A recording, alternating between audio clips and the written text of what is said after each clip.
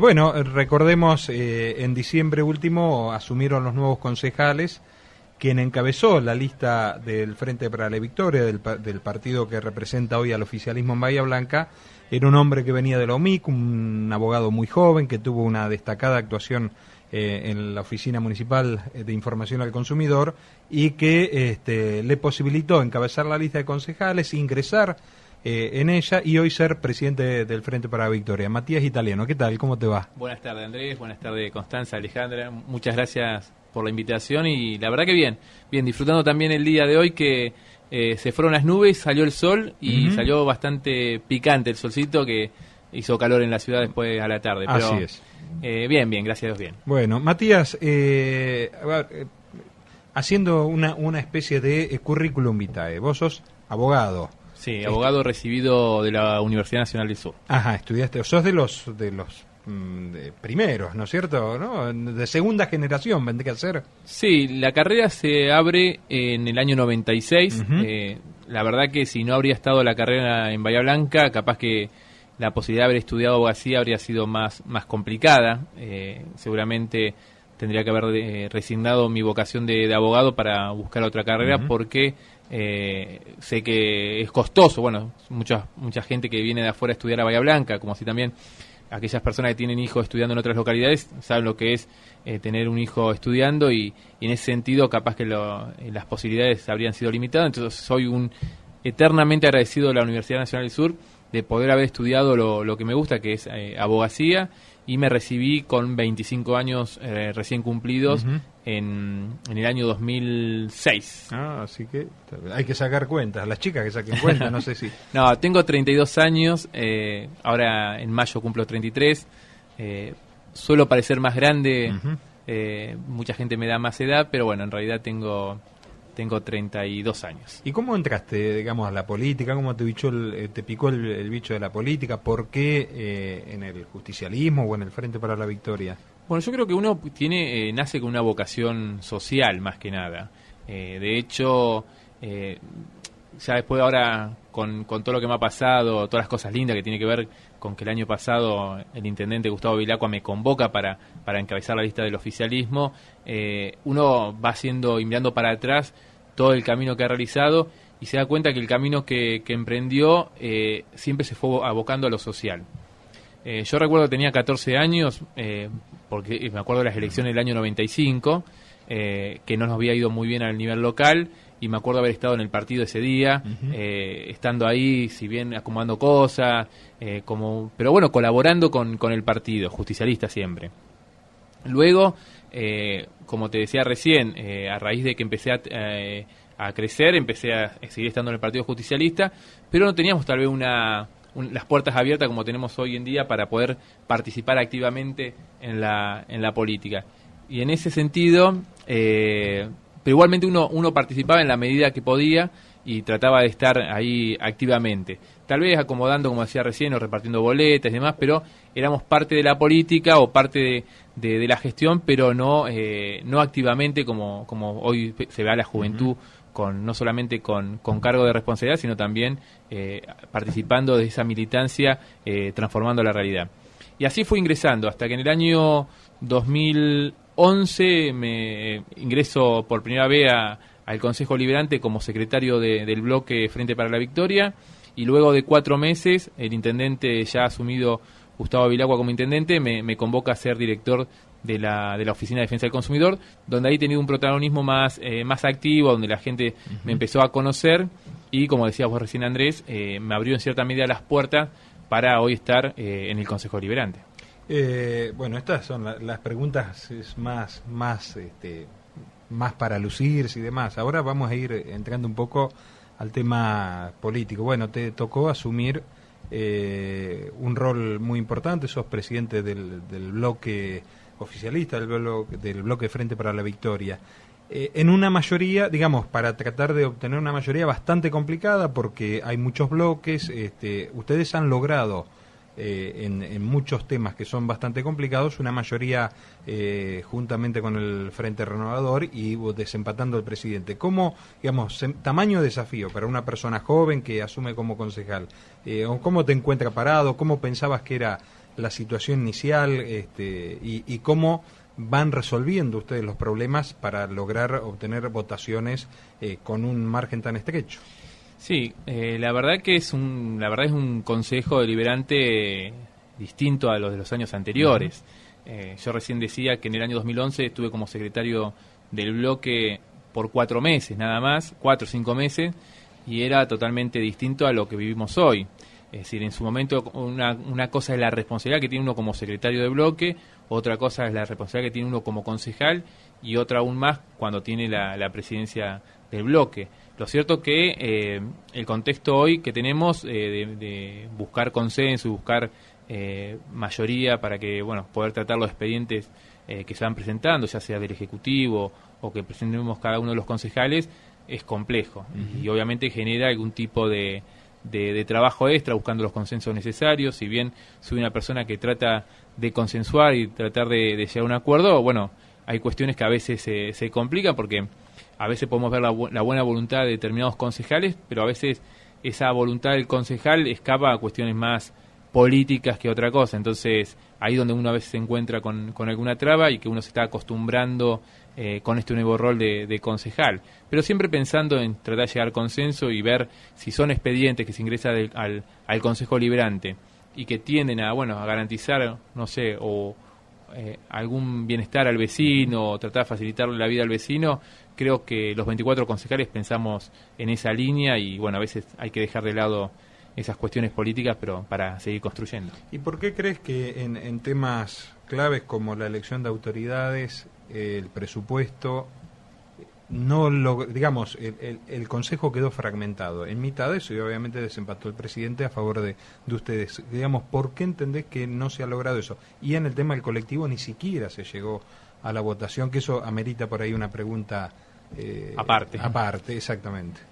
Sí, por lo que te decía recién, tiene que ver con cuestiones a veces políticas. Nosotros, por ejemplo, hubo gestos o hubo cuestiones en el Consejo Liberante que hay que recalcarla. Por ejemplo, si bien con la designación de autoridades, ya sea presidente, vicepresidente, primero vicepresidente, segundo y secretario, prosecretario y demás, se tuvo que desempatar, o mejor dicho, con la figura del presidente, que lo establece la Ley Orgánica de Municipalidades. Sí, eso. No estamos hablando a ver, para que la gente, porque mucha gente por ahí pasando en la calle menciona esto como escandalizada, que el presidente desempate. Eso es absolutamente legal, legítimo y democrático. Exactamente, que es parte de la democracia. Pero, por ejemplo, a la sesión siguiente nosotros tuvimos que designar las autoridades de las comisiones y que las pudimos sacar por unanimidad.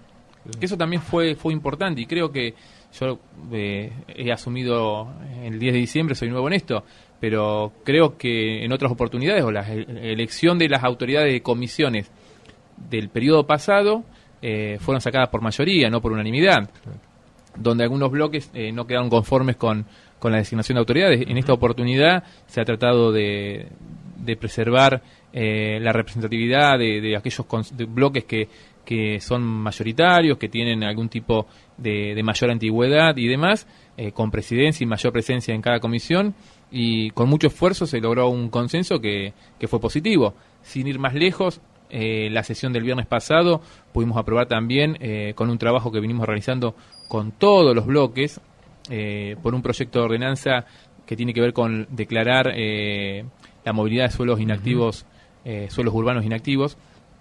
También se ha aprobado por mayoría y que tal vez pensándolo en otro contexto habría sido más difícil, pero creo que los concejales estuvimos a la altura de las circunstancias, dejamos de lado cuestiones políticas y pudimos avanzar en esos aspectos. No salió por unanimidad porque hubo un bloque que no votó, no acompañó, pero es parte también de la democracia.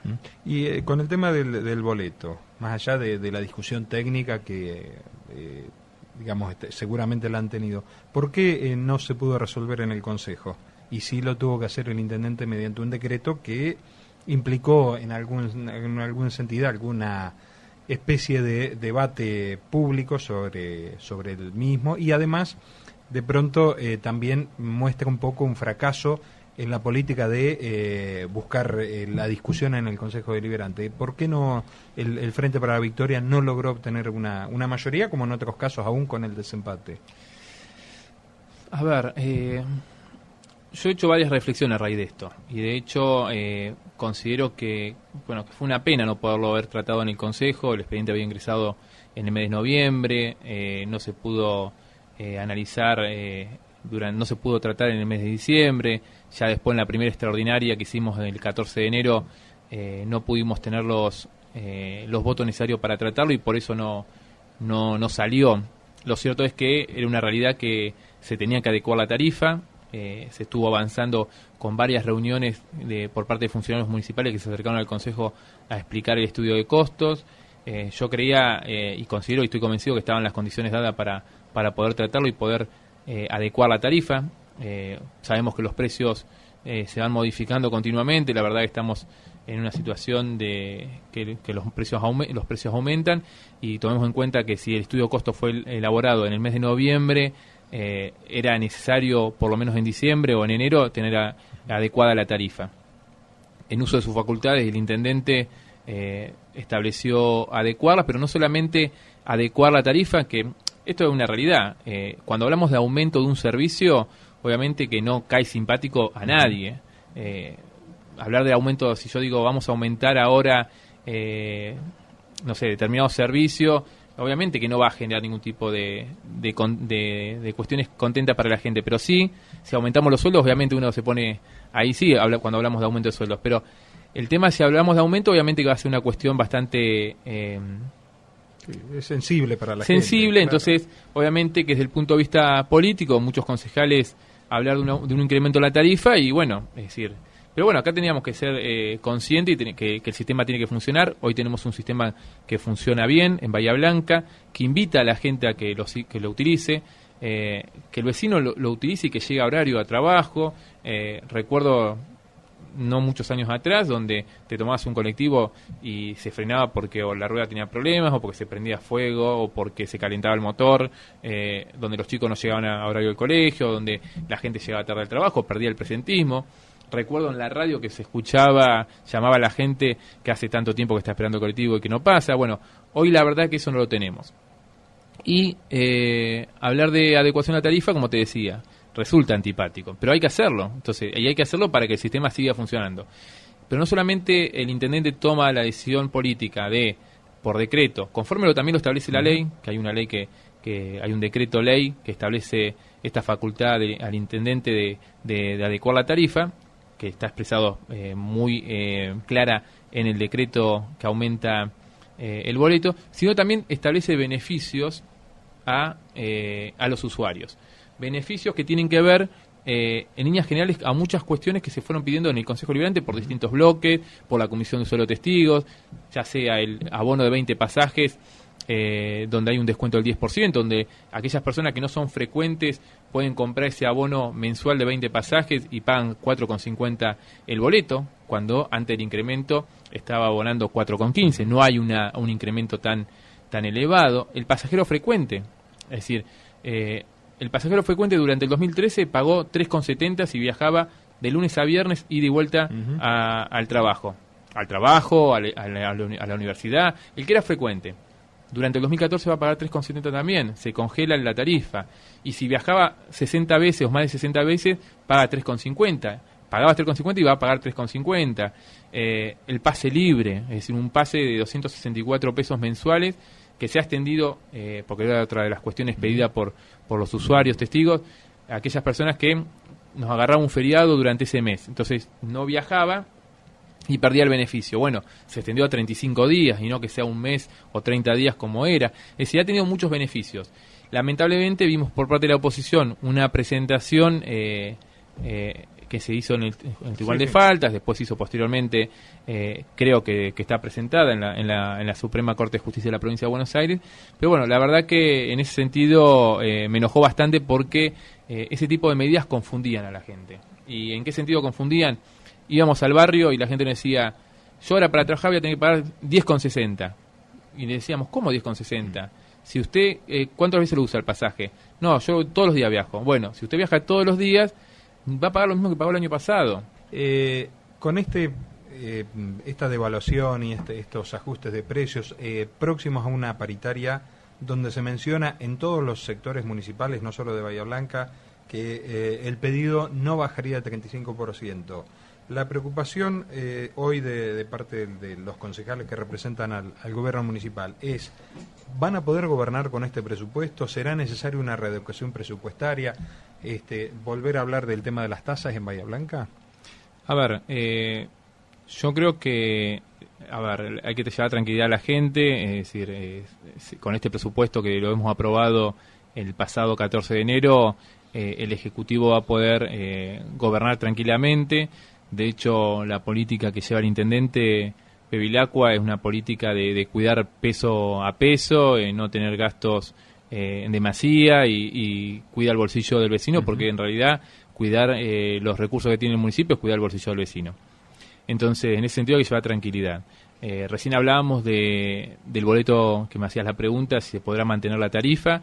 También nosotros hemos aprobado, que creo que fue en la última sesión ordinaria del 2013, un fondo compensatorio. ¿Pero pensás que alcanza eso? ¿O? Va a alcanzar para el pasajero, es decir, un fondo para responder a lo que es el pasajero frecuente. Es decir, estábamos hablando recién de que a través de este decreto se le garantiza al usuario que utiliza en verdad el transporte utiliza el transporte diariamente, no el pasajero eventual. Acá podemos hacer la distinción en el pasajero, sí. Porque también hubo varios proyectos de ordenanza. Sí, no el que está, digamos, el que ha hecho la personalización de la tarjeta. Estamos hablando del frecuente. Del frecuente que hizo la personalización también de la tarjeta. Correcto, sí. Correcto. Que estamos hablando más de 7.500 personas en lo que va del año. Que eso era también un desafío, porque se le invitaba al usuario que se acerca a personalizar la tarjeta para poder gozar los beneficios, que estamos hablando de un transporte a 5 pesos. Es decir, toda aquella persona que personaliza la tarjeta va a pagar 5 pesos el transporte público. A partir de marzo, 5 pesos, y si no la personalizó, paga 5,50. Y si estamos en abril y tampoco la personalizó, 5,80. Es decir, este régimen invita a todos a que personalicen la tarjeta. Que también le garantiza al municipio tener una base de datos, y el día de mañana, cuando hay proyectos de decir, bueno, establezcamos una tarifa para el jubilado, establezcamos una tarifa para el estudiante universitario y demás, bueno, ahí se cuenta con una base de datos de cuántos son los usuarios de esa característica o de ese carácter, y poder determinar, bueno, este podría ser el valor. Pero hoy cierto tenemos una tarifa que es universal, que se llama pasajero frecuente. Por el solo hecho de viajar, independientemente si sos trabajador, si sos estudiante, sos jubilado o ama de casa, pagás 3,70, 3,50, lo que hablamos hoy. Y se creó un fondo compensatorio que va destinado con los ingresos del parquímetro. Es decir, de hecho, se ha incrementado la tarifa del parquímetro, y la idea es que se invita, porque esto tiene que ver una política más integral, no solamente con adecuar la tarifa, sino también, como decía recién, porque yo hablaba es un servicio que te invita a subirte. Porque la idea es, y de hecho en las grandes ciudades del país, del mundo, es decir, la idea es que la gente utilice los transportes públicos de pasajeros, ya sea el tren, ya sea el colectivo, que se manejen con esos modos de viaje, y deje su auto para... sí, tiene enormes ventajas. Enormes ventajas desde el punto de vista del estacionamiento, desde el punto de vista de la contaminación, exactamente. Desde el punto de vista ambiental, ya sea contaminación sonora. Y cuando mayor cantidad de gente viaje, el boleto debiera tender hacia la baja. Exactamente, porque a veces uno quiere comparar Bahía Blanca con otras ciudades, y esto es importante saber, y aquellos que hemos tenido posibilidad de ver el estudio costo, también se toma en cuenta, hay un índice de personas transportadas por kilómetro, y Bahía Blanca estamos en casi un 2 puntos. Entonces, cuando en otras ciudades tienen 3, 2,50, y por eso también la tarifa es distinta. Por eso a veces la comparación de Bahía Blanca con otras ciudades no resulta ser tan equitativa. Matías, la semana pasada el intendente públicamente manifestó que había hablado con Sergio Massa pidiéndole que sus concejales acompañen al oficialismo para aprobar el presupuesto, y después para agradecerle y decirle que lo iba a recibir. Yo esto me imagino en el seno del bloque, digamos, de un peronismo que ya tiene una discusión con 2 concejales del Frente para la Victoria que hoy están votando muchas veces en disidencia. Para vos, como presidente del bloque, digamos, ¿cómo se mantiene el equilibrio con muchos concejales que responden a Cristian Breinstein, que están enrolados en la carrera presidencial de Daniel Scioli, estos dichos del intendente? Tamaño desafío vas a tener. Sí, la verdad que, bueno, lo que manifestó Gustavo y tiene razón. Nosotros hoy tenemos concejales que son más identificados con el ex intendente Brenstenstein y concejales obviamente masistas, y son con los que cuando dialogamos y buscamos los consensos, bueno, en realidad nuestro bloque está compuesto por 7 concejales, que somos 3 más identificados con Gustavo y los otros 4 con Brenstenstein. Y a veces, bueno, buscar los consensos, es decir, es un desafío más que importante, y a veces no encontramos el acompañamiento que pensábamos que íbamos a tener, porque de hecho en campaña lo he hablado más precisamente con el presidente del bloque de Frente para la Victoria 27 de octubre, con Gustavo Mandará, lo hemos hablado, y yo pensé que iban a tener una actitud más constructiva de acompañar, y a veces uno no ve esa respuesta. De hecho, todo lo contrario, más de una oportunidad donde hemos tratado temas de importancia, hemos visto que se enrolan más en la figura de la oposición, y que de hecho lo hemos visto con esta presentación que hacíamos referencia hace unos minutos de la Suprema, que se hizo la Suprema Corte de Justicia con respecto al boleto, donde en la foto uno lo ve a este bloque adhiriendo y acompañando a la oposición. Entonces, la verdad que en ese aspecto, cuando uno busca los consensos, bueno, se tiene que chocar con este tipo de situaciones. Pregunta por sí o por no, y después veremos el resultado, y seguramente con el tiempo habrá más oportunidades para verlo. ¿Va a haber más bloques del peronismo o menos bloques? ¿Va a haber más desunión o unión? No, uno plantea la unión siempre, y de hecho uno es partidario al diálogo, a buscar consensos de manera constructiva, que se pueda avanzar, escuchando todas las voces. El claro ejemplo fue, como decíamos recién, un proyecto que elevó el Ejecutivo de movilidad de suelo urbano inactivo, donde con los consensos necesarios, hablando con los otros bloques opositores, pudimos tratarlo. Queríamos tratarlo antes, obviamente, a veces manejamos otros tiempos, del Ejecutivo se manejan otros tiempos que a veces del Consejo son distintos, y en ese aspecto, pero bueno, con consenso, con diálogo, donde pudimos hablar con los bloques opositores, pudimos sacarlo. Entonces, no, yo creo que apunto siempre a la unión. Mi política es de unión y de ir para adelante. Matías Italiano, presidente del bloque Frente para la Victoria, muchas gracias por estos minutos, y seguramente estarás en Paligüe unos meses más adelante cuando haya otros temas para hablar en Bahía Blanca. No, muchísimas gracias por la invitación, y bueno, a disposición cuando lo requiera.